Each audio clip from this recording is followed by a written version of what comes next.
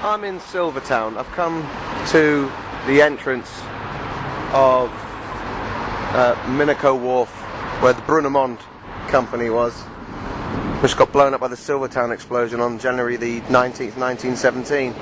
There's a big plot of information on the wall there, which you could probably get in most books, so that's kind of nice. But there's no sign of the monument, and I'm guessing it's probably currently, for some unknown reason, hidden behind this great big blue box, which is a bit of a shame. Bit of a wasted journey. But big stuff's happening down there.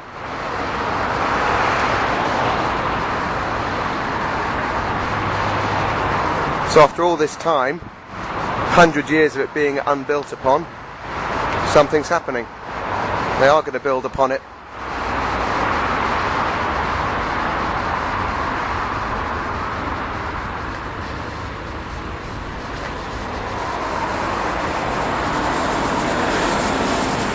I wonder if they found anything interesting in there.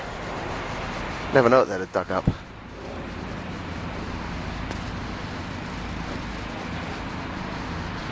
That's disappointing. Would have been nice to have seen inside. But clearly not. Big stuff going on.